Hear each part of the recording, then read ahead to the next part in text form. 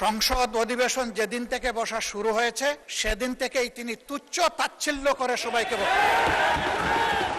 নিজেকে কি মনে করেন আমি বুঝতে পারি না। তিনি বলেছেন যে এই সংসদে তিনি শিক্ষকের ভূমিকা পালন করবেন। আমরা তার ছাত্র হওয়ার জন্য এখানে আসি নাই। মানুষ শিক্ষকতা করতে হলে তিনি একটা ইউনিভার্সিটি খুলুন, ওখানে যা পছন্দ গিয়ে ভর্তি হবে। বক্তব্য কি আপনি দিবেন না আমি দেব? মাননীয় স্পিকার, আমার বক্তব্যের সময় যদি এইভাবে কমেন্টস করা হয় তাহলে আমার এখানে দাঁড়ানোর প্রয়োজন নেই। বক্তব্য কি আপনি দিবেন না আমি দেব? মাননীয় স্পিকার, এটা অশোভন, এটা অশোভন। আমার বক্তব্যের সময় যদি এইভাবে কমেন্টস করা হয় তাহলে আমার এখানে দাঁড়ানোর প্রয়োজন নেই। বলেন মাননীয় বিরোধী দল নেতা, বলুন আপনার বক্তব্য বলুন। আপনি মাননীয় স্পিকার, আমি সম্মানিত সংসদ সদস্য এবং স্বরাষ্ট্রমন্ত্রীর প্রতি সম্মান রেখে বলতে চাই, আজকে নতুন করে তিনি এই শব্দগুলো উচ্চারণ করেন নাই। সংসদ অধিবেশন যেদিন থেকে বসা শুরু হয়েছে সেদিন থেকেই তিনি তুচ্ছ তাচ্ছিল্য করে সবাইকে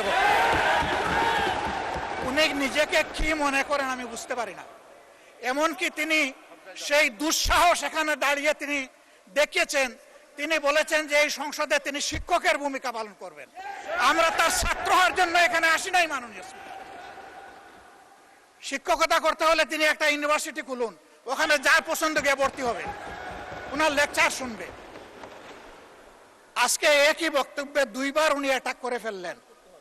আমার সঙ্গীরা তো মনে করে, আমি নিজেও মনে করি যে এইটা কালচারাল না, এইটা পার্লামেন্টারিয়ান ফ্যাসিজম। এটা হওয়া উচিত না।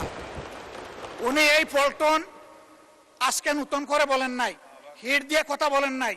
আজকে আমি সুস্পষ্টভাবে দায়িত্ব নিয়ে বলছি, এই পার্লামেন্টের সৌন্দর্য বিধানের জন্য উনাকে দুঃখ প্রকাশ করতে হবে এবং উনার বক্তব্য সংসদের এই কার্যপ্রণালী থেকে এক্সপান্স করতে হবে।